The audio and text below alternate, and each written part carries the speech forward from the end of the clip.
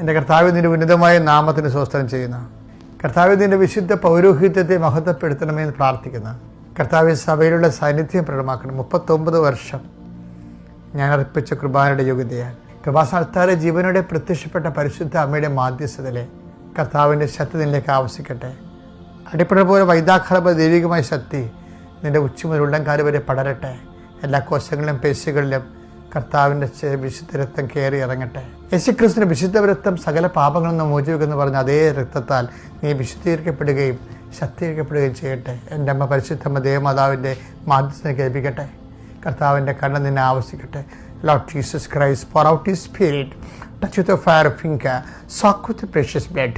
Lord, infuse Your Spirit, and with the authority of the Catholic Church, with the power of Jesus Christ, with the merit of the Holy Priesthood, I impart the peace and grace upon your home. എൻ്റെ കർത്താവിൻ്റെ ഉന്നതമായ നാമത്തിൽ സഭയുടെ അധികാരത്തിൽ കുരിശിൻ്റെ അടയാളത്തിൽ നിൻ്റെ ഭവനത്തെ, നിൻ്റെ ജീവിതത്തെ, നിൻ്റെ ഉദ്യമങ്ങളെ, നിൻ്റെ ജീവിതത്തിൻ്റെ എല്ലാവിധ ഉത്തരവാദിത്തങ്ങളെയും യേശു ക്രിസ്തുവിൻ്റെ നാമത്തെ ആശീർവദിക്കുന്നു. ഇതാ നിനക്ക് മുമ്പേ ഞാൻ എൻ്റെ ദൂതനെ അയക്കുന്നു. കർത്താവേ, ഈ മക്കളുടെ ഇന്നത്തെ വഴിയാത്രയ്ക്ക് മുമ്പേ നിൻ്റെ ദൂതനെ അയച്ചുകൊണ്ട് മക്കൾക്ക് വേണ്ടി വാദിക്കണമേ. നീ ന്യായാധിപൻ്റെ മുമ്പിൽ നിൽക്കപ്പെടുമ്പോൾ എന്ത് പറയണമെന്ന് മുൻകൂട്ടി ആലോചിക്കേണ്ട.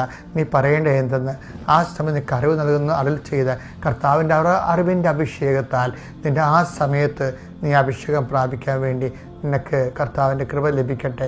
എൻ്റെ ദൈവവേദന അടിക്കടി ഓരോ ദിവസവും നീ ദൈവസ്നേഹത്താൽ നിറഞ്ഞ് കവിഞ്ഞ് ജീവിതത്തിൻ്റെ പ്രയാസങ്ങളെ അതിജീവിക്കാൻ വേണ്ടി ദൈവത്തിൻ്റെ ശക്തി, തിരുരത്വത്തിൻ്റെ ശക്തി, ക്രിസ്തുവിൻ്റെ ഉയർത്ഥാനത്തിൻ്റെ ശക്തി, ക്രിസ്തുവിൻ്റെ മുൾക്കിടത്തിൻ്റെ ശക്തി, ക്രിസ്തുവിൻ്റെ കരത്തിൻ്റെ ആണിപ്പെടുന്ന ശക്തി, ക്രിസ്തുവിൻ്റെ തിരുവിലായ മുറിവിൻ്റെ ശക്തി നിൻ്റെ ആത്മാവിനെ ഭരിക്കട്ടെ. നിത്യം പിതാവും പുത്രനും പരിശുദ്ധാത്മാവും സർവ്വസ്വം നീക്കുക.